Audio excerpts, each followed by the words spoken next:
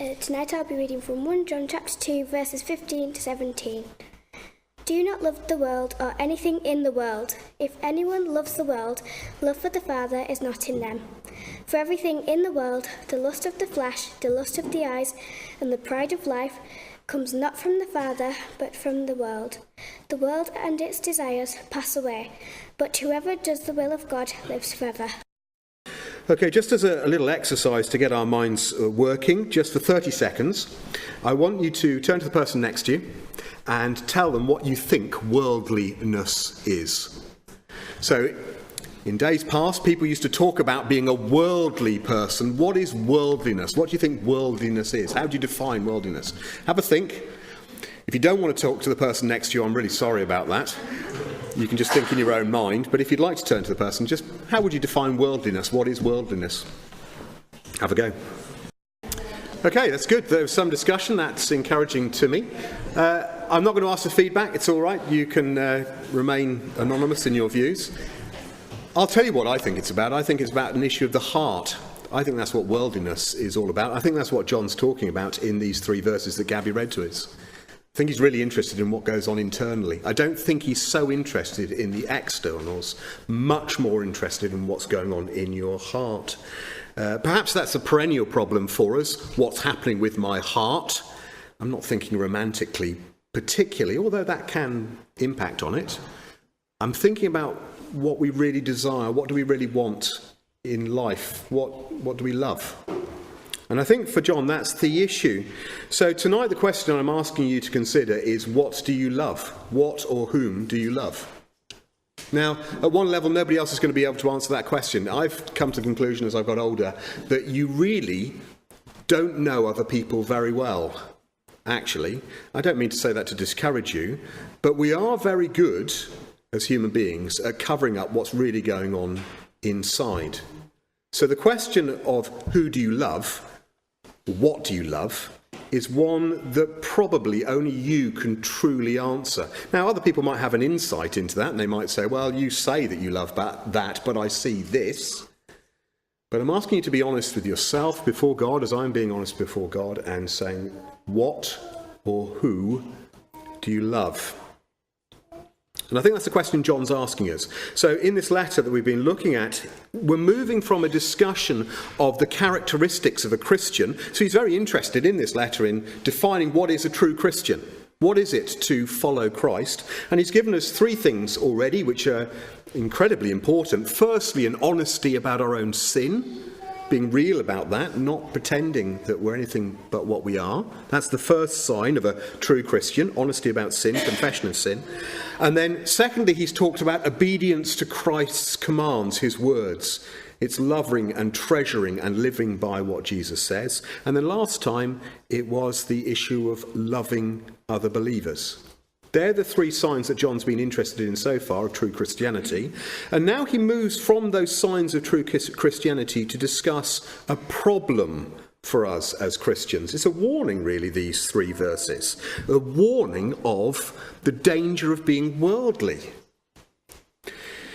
Now, when we think of worldliness, I don't know what you discussed in your pairs, but we tend to define worldliness by where you go and what you do. That's the normal way we define worldliness. So when I was growing up, this will tell you something about the kind of environment I grew up in. If you went to the pub, you were a worldly Christian. If you didn't go to the pub, you weren't a worldly Christian. Now that's just the environment I grew up in. Or slightly more controversial, if you read the Sun newspaper, you were worldly. If you read the Telegraph newspaper, well, you were something else. I don't know what you were, but you were something else. You weren't worldly. Now, both of those points could be discussed and argued. We could debate, what that quite means. I well understand pubs are different to the way they were, by and large. I understand that. But that's not the issue. Even raising that's a bit dangerous because you'll be thinking about those issues. That's not the issue for John. You see, what I want to know is, do either of those 2 things, reading the Sun newspaper or going into pubs, necessarily make you worldly? And I think the answer to that is no. I don't think that's the issue. We say what you do and where you go makes you worldly. John says where your heart is, what your heart is bound to, is what makes you worldly or not. And I think in that way he follows his Saviour, the Lord Jesus, who of course he was there when Jesus spoke the words. It's not what's outside that makes a person unholy, it's what comes from inside. It's an issue of the heart. The heart brings out all sorts of behaviours, but it is the heart that is the issue. So in that way I think John and Jesus are absolutely aligned here. Of course they will be, because John speaks for the Lord Jesus. He's his apostle, his disciple. Here's what John says: do not love the world or anything in the world. It is the loving of the world that makes us worldly, not primarily what we do or don't do.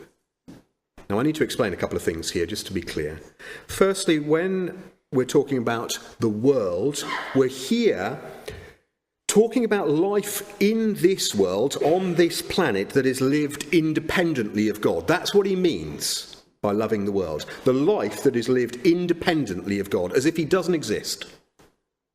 We're talking about all that goes on around us that has nothing to do with the Creator, and so ends up being essentially selfish and godless by very definition, because it has nothing to do with God.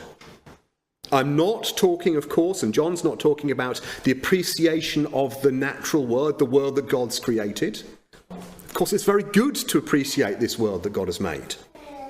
Nor is he talking about being appreciative for all the gifts that God gives to us, because God does bless us in wonderful ways in this world. He's not saying that we shouldn't love those things as gifts from the giver. But rather we're talking about life that is lived without thought of God, life in this world with all its attractions and promises that are atheist, without God, have nothing to do with God.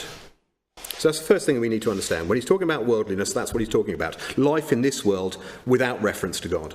Second thing I need to explain is the difference between actions and attitudes. Now, this goes back to what I was just saying a moment ago. We tend to define worldliness in terms of certain things that I do or don't do.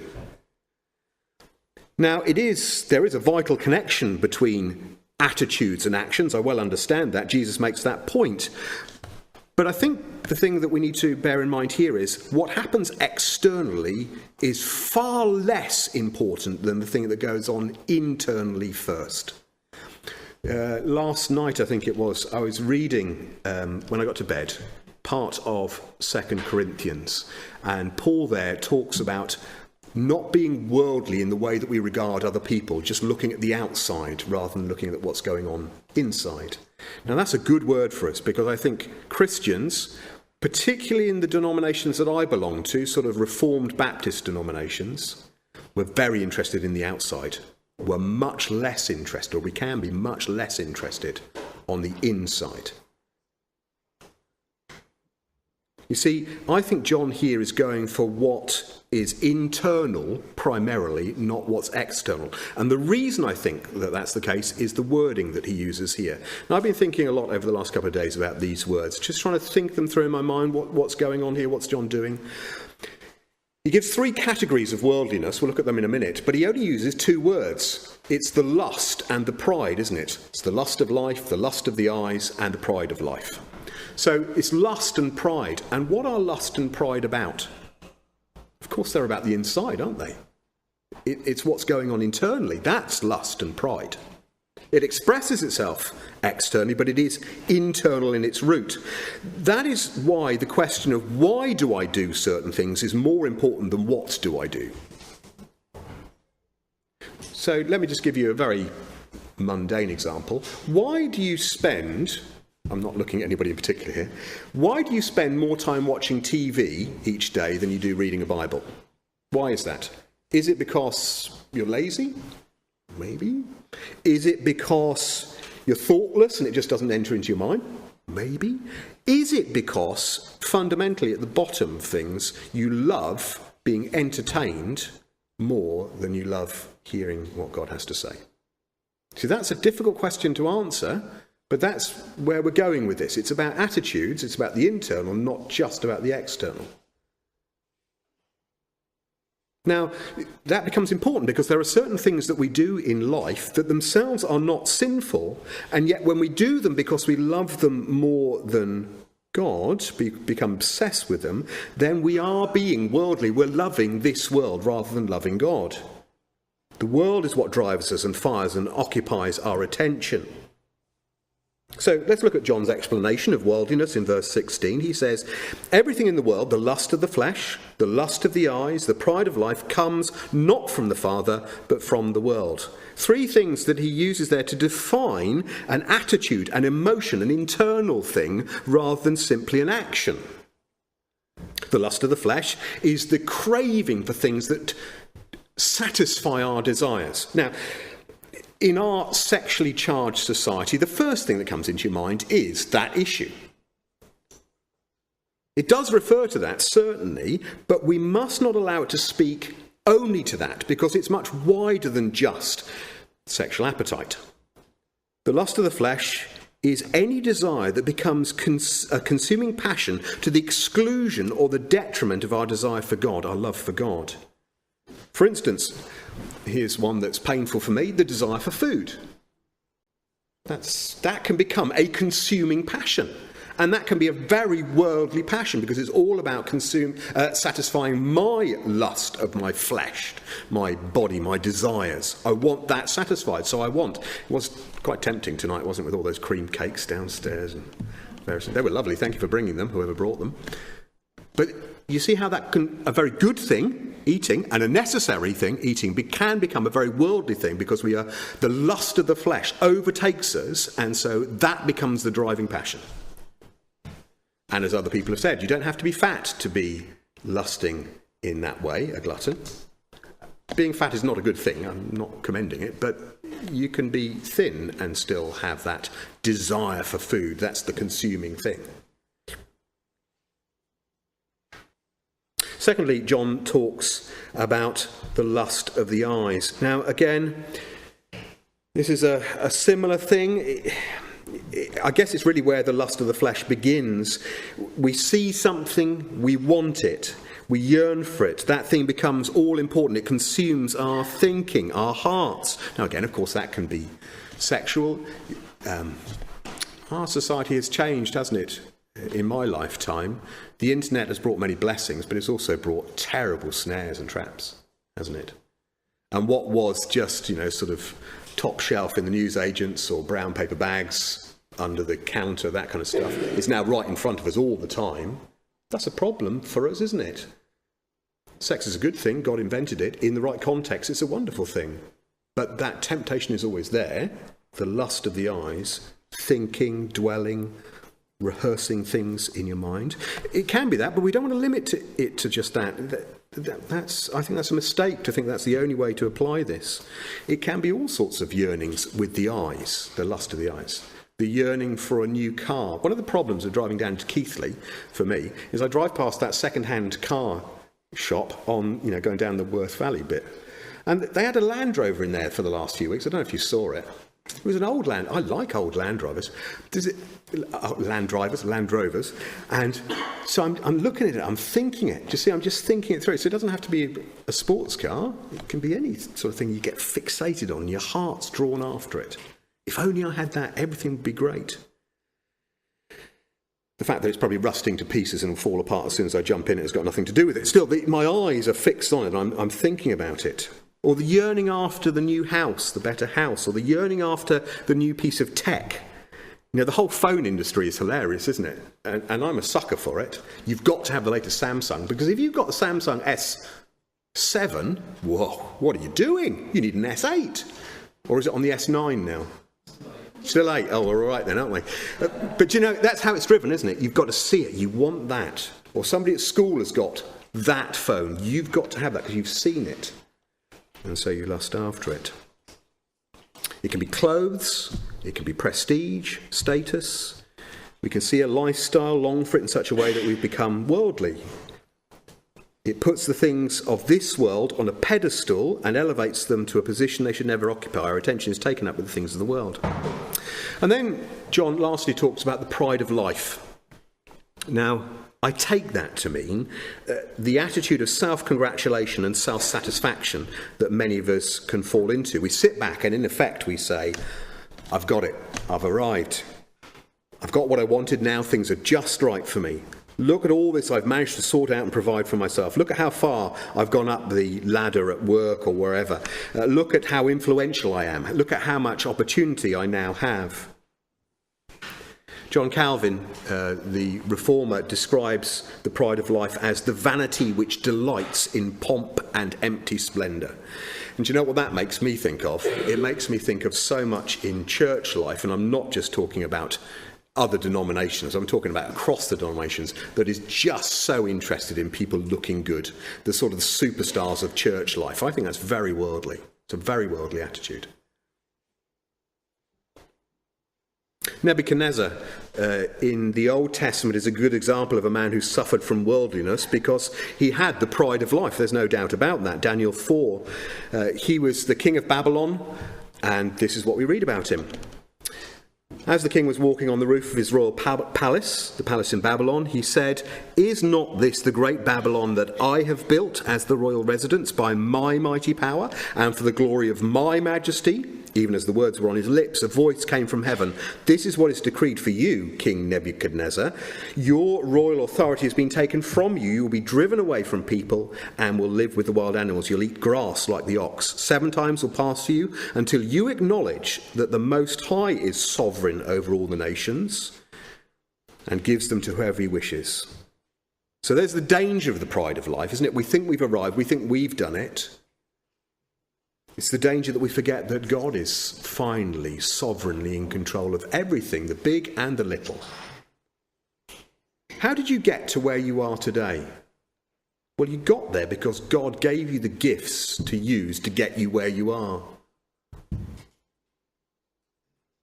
We forget too quickly, I think, that everything comes from him. We forget that power and influence and affluence in this life is insignificant compared to the almighty power of the eternal God, who passes on everything to us that we have. That's being worldly. It's having our horizons lowered to this world and all that it means, all that we've done in this world, or all that we can have in this world. Now, many people before me have pointed out how similar these things are to the worldliness that crept in right at the very beginning in the Garden of Eden. The lust of the flesh, so that's seeing that the fruit was good for food, wanting the desire satisfied. The lust of the eyes, it looked good, and the pride of life, they could become like God. So Adam and Eve fell, and our natures have been contaminated by that fall, and so we too struggle with that same magnetic pull of the world. If you don't think you're affected by that, then I would suggest that you haven't really understood what your heart's like, because we are affected by that, all of us in the room. And John to us says tonight, don't do it. Don't give in to it, that pull. Don't be worldly. Don't love the world. And John has 2 things to say to us, 2 reasons why we shouldn't love the world. These are great reasons. Don't love the world because if you do, you can't love God properly. Now, that's a very sobering thing to hear, but we need to hear it. If you love the world, if your heart's set on the world, your desires are for the world and what it offers, then you can't love God properly. Do not love the world or anything in the world. If anyone loves the world, love for the Father is not in them. Typical black and white language from John. So I'm back to the question that I asked myself at the beginning, who or what do I love? Where is my heart really this evening? The simple fact is that I think the way that we're constructed as human beings in God's pattern, in God's design, is that we can only love one thing properly. That's how it works in marriage. That's why marriage is such a brilliant thing. You can only love one person properly. And so when there's more people involved in a marriage, that's when things fall apart. God designed it so that it would demonstrate what it is to be in relationship with him. That's why marriage was given, to show us what relationship with him is like. Exclusive. We start giving our hearts to other people, then the marriage fails. Start giving our hearts to other things, then relationship with God fails.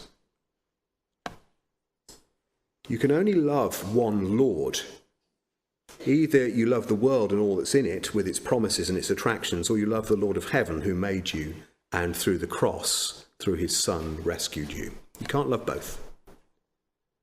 You're not physically capable of loving both, not properly. Either you love God or you love the world. If you love the world, then you need to sort that out because you're in a very dangerous position.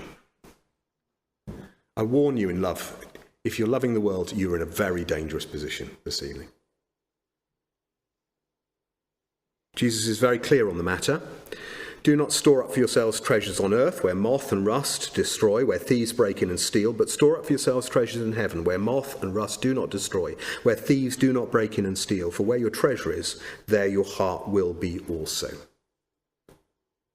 Then he goes on, no one can serve two masters. Either you'll hate the one and love the other, or you'll be devoted to the one and despise the other. You cannot serve God and money. Now, in that specific instance, it's money, but it is the same principle here. Where is your heart? What do you love? What do I love? Very helpful commentary on what John's saying here. Now, it is true that the attitude of our hearts shows itself in action.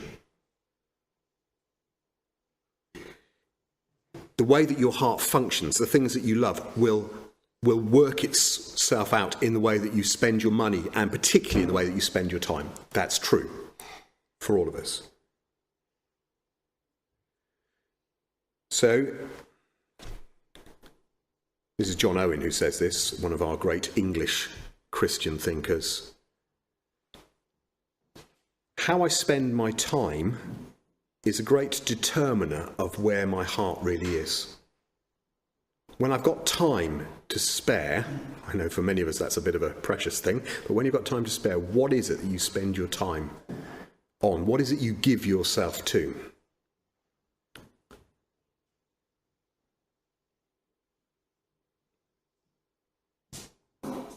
So, don't love the world because you can't love God properly, because you can only love one properly at a time. Secondly, do not love the world because it's all going to go. That's the second reason why we shouldn't love the world. The world and its desires pass away, but whoever does the will of God lives forever. Now, this is the most straightforward and simple thing to understand, but we have a terribly hard time, I think, believing it.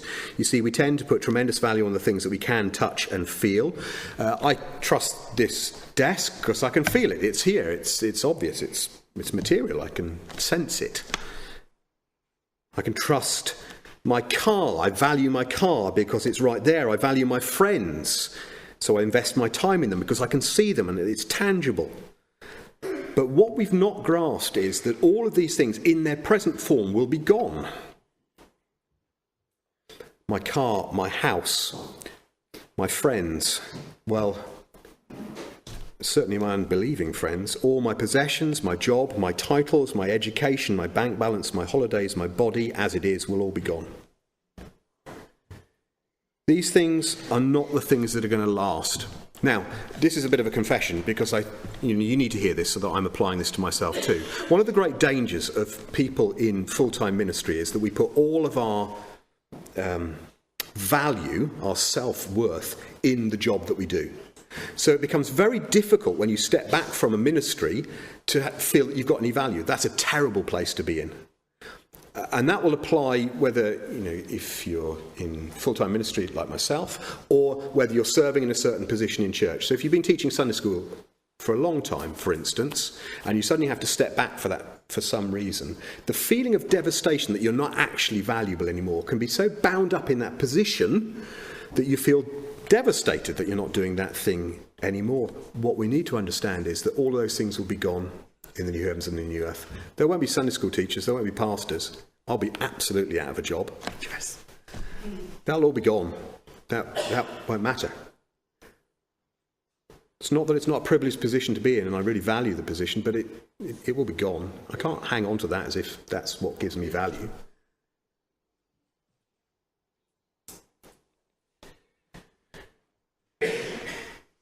These things are not going to last, so why is it that we keep on investing our energies in things that are not going to last? I guess that's the question.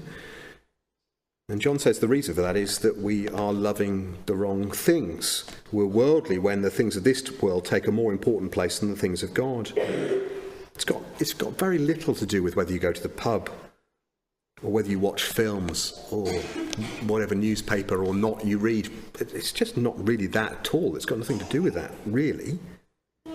And two people who do the same things one might be completely worldly in their loves and the other not. So you might go to the pub, potentially. I don't know why I keep picking on that one, but let's just stay with it. But you might go to the pub because actually you really value talking to people and the opportunity that brings to be with people that's a good thing.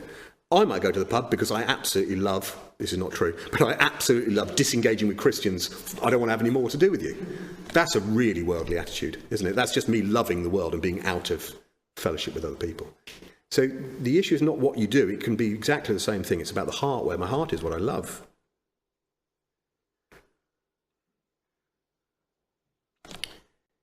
If I'm committed to the things of this world and I love them more than Christ, then I am worldly. And John is saying that it is foolish because those things are going to be gone. The things that last, the things that survive, the things that we should be investing our time in, of course, is God, relationship with God and relationship with his people and living out the gospel, speaking the gospel as we have opportunity, but living out the gospel in our world, because the world desperately needs to hear that, doesn't it? They desperately need to hear about Jesus, because this life, as I often say, is so terribly short, and eternity is a very, very long time. I know that's completely nonsense, because there's no time, but in comparison, there is no comparison. So investing myself in this world, in the things of this world, in the pleasures of this world, without reference to God, is short-sighted in the extreme.